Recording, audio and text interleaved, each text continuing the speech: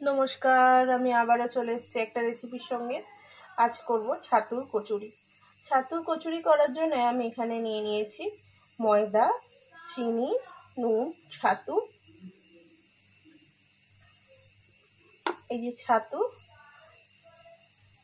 এই যে নুন, চিনি আছে, অয়েল, আর একটা ভাজা মশলা আমি তৈরি করে রেখেছি, সেটা আমি দেখাচ্ছি। তো প্রথমে আমি ময়দাটা মেখে নেব। ময়দা মাখার জন্য আমি একটুখানি ময়ান দিয়ে নেব, যার মধ্যে দেব চিনি,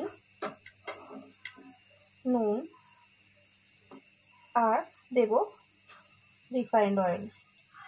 1 টেবিল চামচ মতো রিফাইন্ড অয়েল দিয়ে দিয়েছি। এবার এটা আমি খুব ভালো করে আগে মেখে নেব।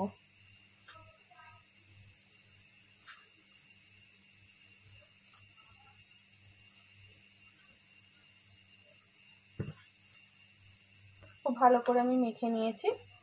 এবার ময়দাটা আমি আস্তে আস্তে মেখে নেব নর্মাল টেম্পারেচার জল দিয়ে। তো চলুন ময়দাটা আমি মেখে নিই।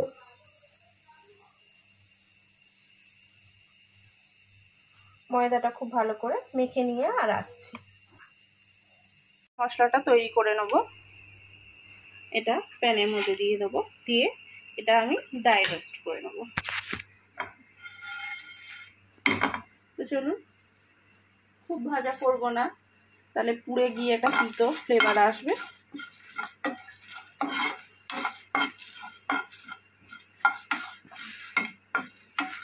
তো চলুন ভাজা মশলা ভেজে নিই।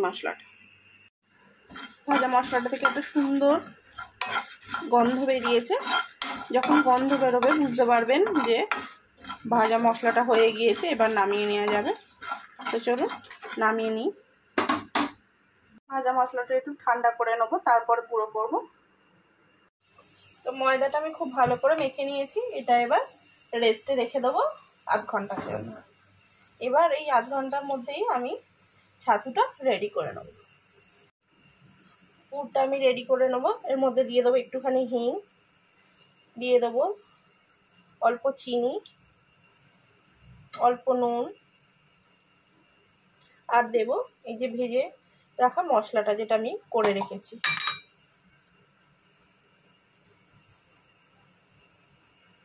এটা প্রথমে শুকনো একটু মাখিয়ে নেব।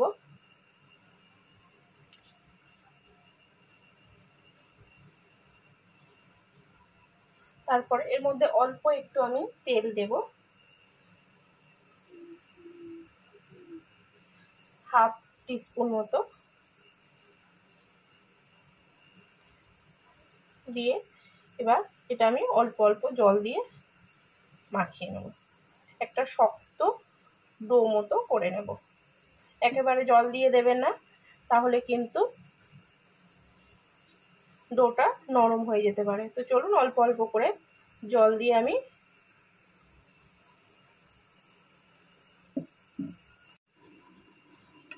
ছাতুর ডোটা আমি খুব ভালো করে মেখে নিয়েছি। এই যে দেখুন এরকম হবে। এবার দুটোই আমি রেস্টে রেখে দেবো। তো চলুন আধ ঘন্টা পর আবার আসছি। আধা ঘন্টা হয়ে গিয়েছে। এবার আমি লেচিগুলো কেটে নেব। এমনি লুচির থেকে এর লুচি এটা একটু বেশি হয়, বড় হয় লেচিটা, তাই একটু বড় বড় সাইজের লেচি কেটে নিচ্ছি। তো চলুন লেচিগুলো কেটে নিই। এই যে লেচিগুলো কেটে আমি গোলও করে নিয়েছি।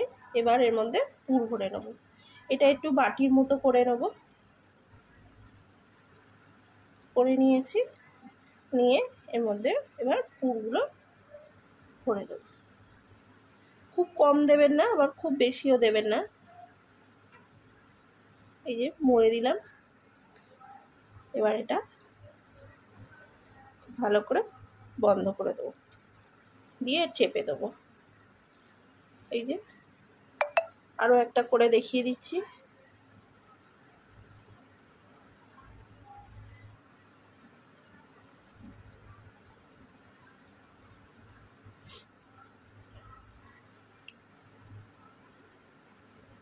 মুখটা কিন্তু খুব ভালো করে মুড়তে হবে। এই যে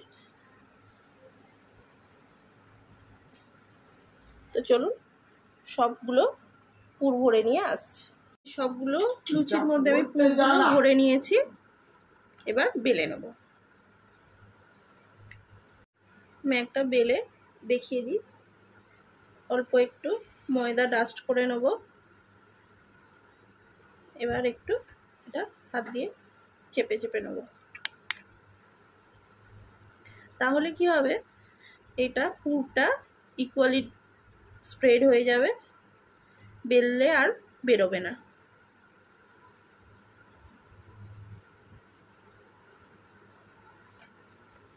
এই যে,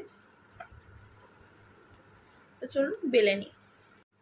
বেলে নিয়েছি, এটা কিন্তু খুব পাতলা হবে না, একটু মোটা হবে। এই যে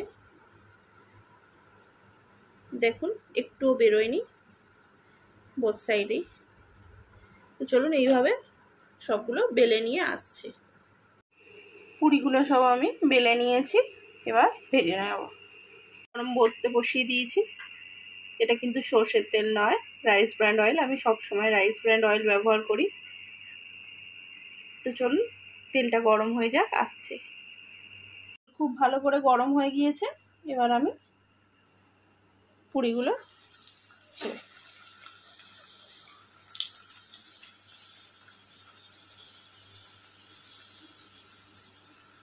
দেখুন কত সুন্দর ফুলেছে।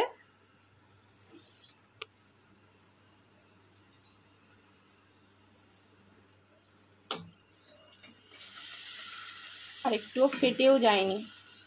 যদি পুরো রেসিপিটা একটু ফলো করেন তাহলে লুচিগুলো এরকমই সুন্দর হবে। এই যে দু পিঠ একদম সুন্দর করে ভেজে নিয়েছি আমি, এবার তুলে নেব। তো চলুন এইভাবেই সব কচুরিগুলো আমি ভেজে নিই।